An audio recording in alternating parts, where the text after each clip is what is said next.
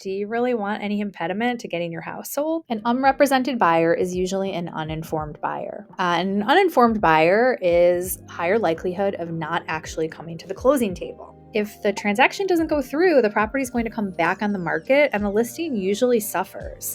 Usually a listing doesn't sell for as much because it's considered tired and something's wrong with it. Also, there's a higher likelihood with an unrepresented buyer of there being a lawsuit brought by the buyer after the transaction because the buyer didn't think that they were properly represented. There's essential knowledge that the buyer's agent brings to a transaction, like how to write an offer that works for the buyer and their needs, with all of the points of negotiation, understanding how much the home is worth in today's market, and if you're in a competitive environment, how to make your offer stronger to potentially win a multiple offer situation.